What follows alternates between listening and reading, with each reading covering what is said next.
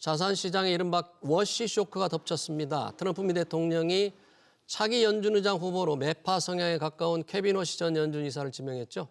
통화정책 불확실성이 커지면서 미 장기 국채 금리는 상승하고 달러도 강세로 돌아서면서 원달러 환율이 1,450원대 후반까지 올랐습니다. 금융시장의 급변동 가능성에 대비할 때인 것 같은데요. 현재 흐름 임재균 KB증권 자산배분전략부 채권 크레딧팀 연구위원과 들여다보겠습니다. 어서 오십시오. 네, 안녕하세요. 자, 워시 쇼크, 케빈 워시 새 연준 의장 후보자가 이렇게 시장을 뒤집을 줄 몰랐습니다. 요즘 은값이 30% 폭락을 했고요. 네. 또 비트코인도 급락을 했고 임재균 연구위원 어떻게 보셨어요? 여기 채권 시장, 외환 시장 다 충격을 줬나요? 네, 아무래도 이제 연준 의장이라는 자리 자체가 글로벌 금융시장, 미국뿐만 아니라 글로벌 금융시장에 굉장히 영향을 미치는 자리인 상황에서 예. 지난주 금요일에 이제 트럼프 대통령이 차기 연준 의장을 지목을 했습니다. 예. 케빈 워시이고요.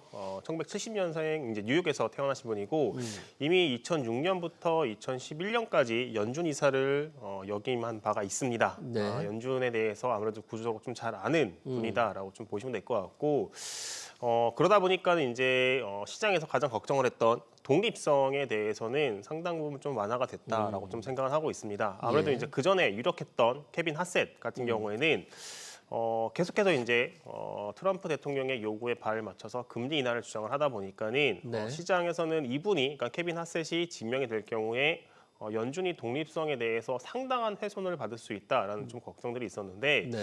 이미 연준 이사를 경험을 했던 이 케빈 워시 이분이 차기 연준 의장으로 지명이 되다 보니까는 독립성에 대해서는 조금 이제 걱정은 완화가 됐습니다. 예. 다만 조금 이제 이분이 지명이 되고 나서 글로벌 금융시장이 좀 충격을 받은 것들이 그러니까요. 다른 후보들, 예. 멀러라든가 링리더 이런 분들보다는 좀 매파적 성향이 강합니다.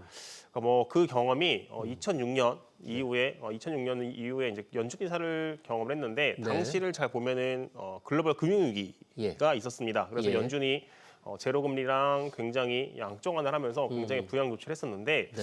그때마다 이분은 좀 긴축을 해야 된다. 너무 과하다. 양적 완화를 할 때 하지 말아야 된다. 양적 완화에 반대를 했군요. 예. 첫 번째 양적 완화 같은 경우는 찬성을 했지만은 두 네. 번째 양적 완화 2011년도에 실행된 두 번째 양적 완화 같은 경우에는 이제 반대를 했습니다. 네. 그 이유가 물가 상승 압력 우려 때문이라고 보시면 될 것 같고 물론 이분이 주장했던 것과 다르게 연준의 양적 완화에도 불구하고 물가 상승 압력은 나타나지 않았습니다. 네. 다만 문제가 그때는 이제 물가가 굉장히 낮았고 지금은 이미 팬데믹 을 겨치면서 물가가 굉장히 높은 상황인 거죠. 예. 물가가 이제 고점 대비 많이 둔화가 됐습니다만 여전히 3%대로 연준의 목표치인 2%보다 높은 상황에서 네.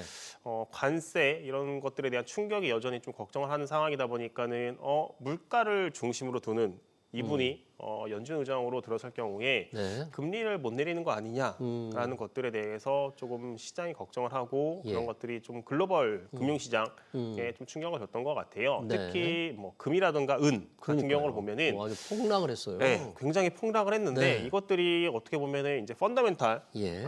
금과 은, 이런 귀금속들의 이런 자체의 펀더멘탈보다는 어떻게 보면 투기적 수요가 붙었던 상황에서 네.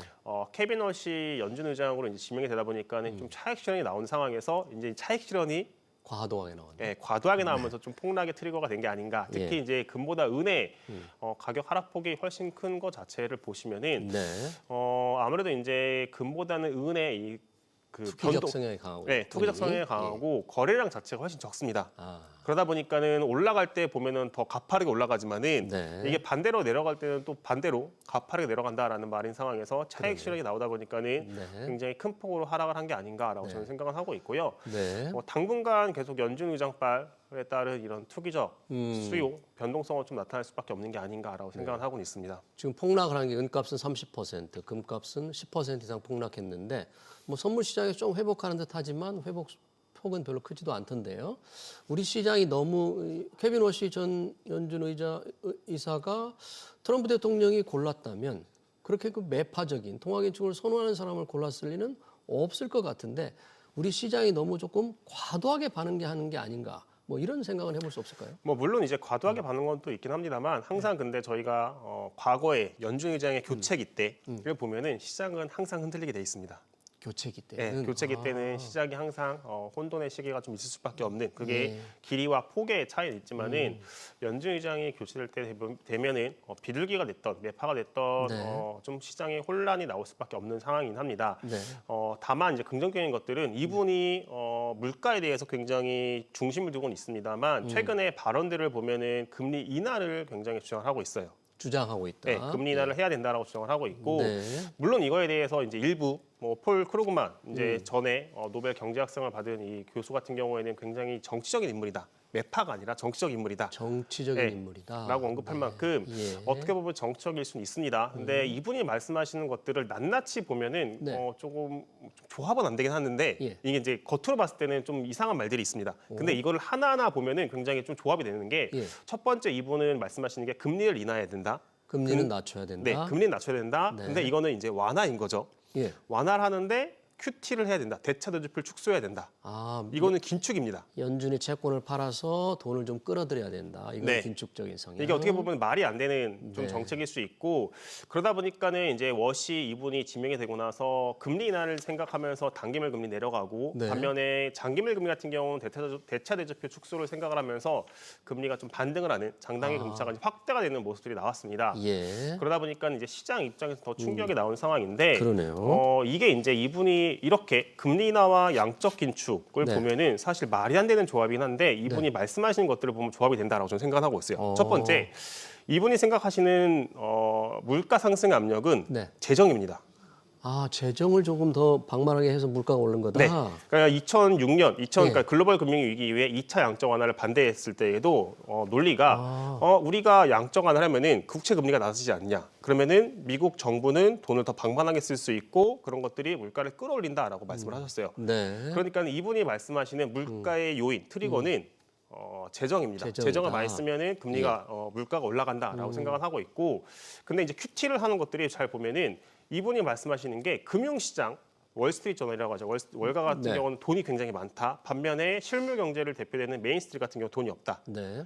그러니까 이거 두 개를 상충하기 위해서 금융시장은 긴축을 해서 QT를 해서 돈을 줄이고 아, 근데 메인스트리트 실물 경제는 금리 인하를 통해서 지원을 해줘야 된다라고 생각을 하고 있고요. 예. 거기에 플러스 지금 뭐 2, 3년 동안에 AI라든가 여러 가지 뭐 생산성이 발달되는 모습들이 나오고 있는데 네. 이분이 말씀하시는 게 메인스트리트 실물 경제를 지원을 하게 되면은 생산성이 높은 쪽으로 자금을 더 효율적으로 배분을 하게 되고 예. 그렇게 되면은 자연스럽게 생산성이 높아지면서 물가는 떨어질 아. 것이다라고 말씀을 하시는 거죠. 그러니까는 네. 시장에서 조금 기대를 하고 있는 생산성이 높아지면서 과거 대비 그렇게 물가 압력이 높지 않다라는 것들이 이분이 좀 채택을 하고 있는 상황이다라고 네. 보시면 될 것 같고 네. 근데 이게 보면은 금리 인하를 하면서 양적 긴축을 하기 위해서는 첫 번째 또 전제되는 게 뭐예요?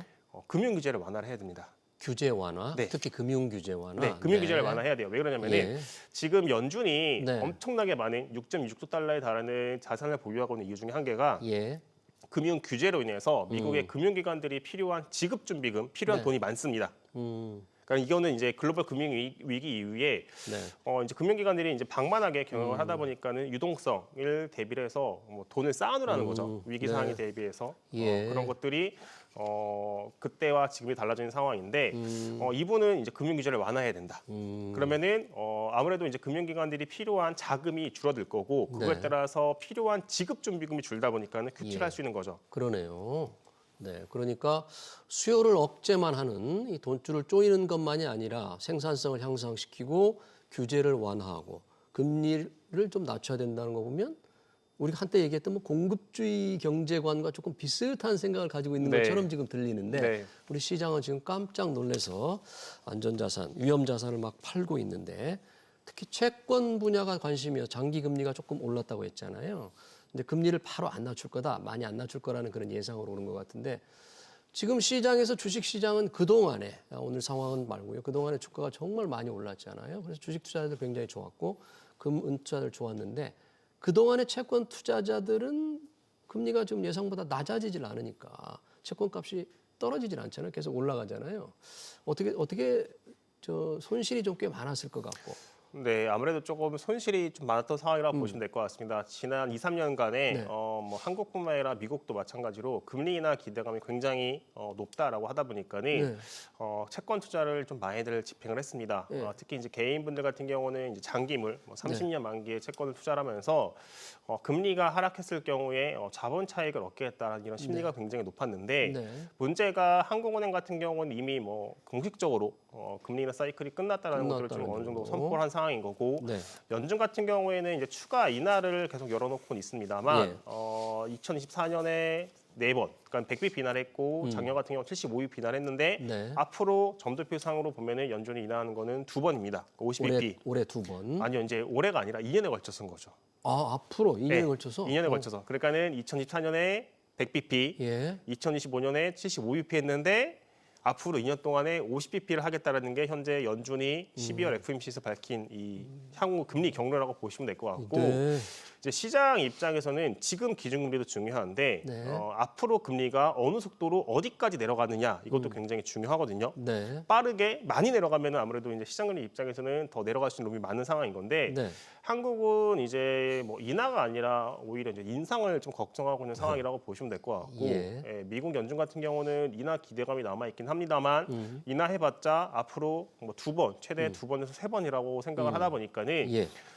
이제 시장에서는 앞으로 인하는 하긴 하는데 이게 속도가 빨라져봤자 얼마나 빨라지겠냐라는 생각을 하는 거고 오히려 연준의 독립성 이슈와 더불어서 지난주에는 이제 케빈 워시 이분이 이제 연준 의장으로 지명이 되면서 향후에 QT가 진행이 되면은 네. 장기물 금리가 올라가는 거 아니냐라는 좀 장기물 걱정을 금리. 하면서 금리가 올라갔다라고 보시면 될 것 같습니다. 그럼 장기 국채 금리가 상승 쪽으로 지금 전망이 많은 거예요?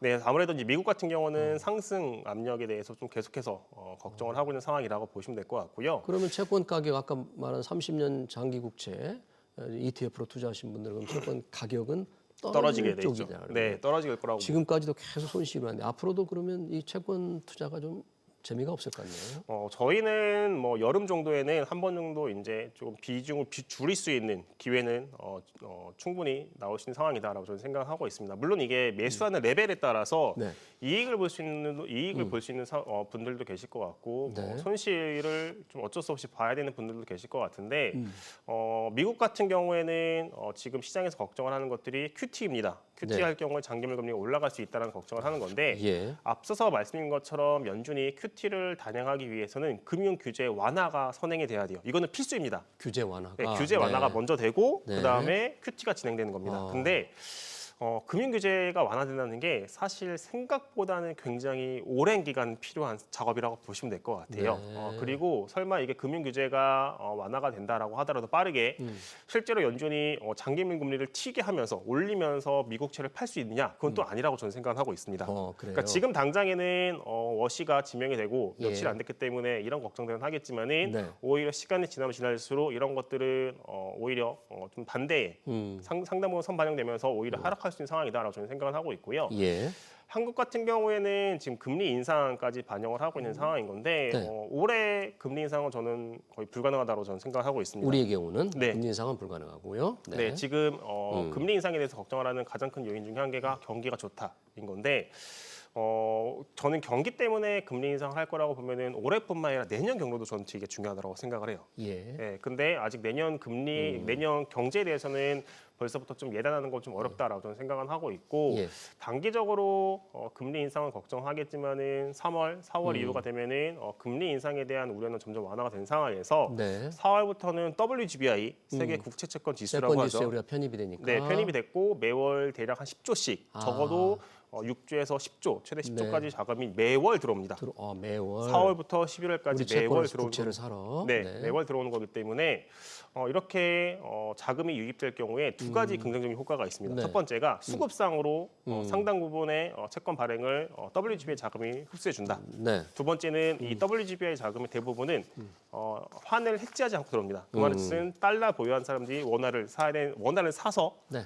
사면서 WGBI 채권을 사야 되는 건데 그럴 경우에 환율의 약세 압력도 일부분 완화가 될 거다라고 저는 생각을 하고 있고 그런 그러네요. 것들이 금리를 낮출 수 있는 요인이라고 저는 보고 있습니다. 그럼 그때가 그러니까 4월에 국채 편입 지수에 우리가 들어갈 때 그 이후에 지금 장기 국채 ETF 같은 거를 조금 팔 기회가 그때 온다는 네, 겁니까? 맞습니다. 저희 여름 정도에는 한번 비울 수 있는 기회가 있지 않을까라고 생각하고 그럼 있습니다. 수요가 조금 늘어나는 네. 상황에서 이 짧게 마지막으로 질문드리고 싶은 게 요즘 중국, 일본, 유럽 같은 데가 미국 국채를 많이 내다 던진다. 국채를 많이 팔고 있다 그러는데 뭐 소리 없는 국채 전쟁이다 이런 표현까지 나오는데 실제 어느 정도예요?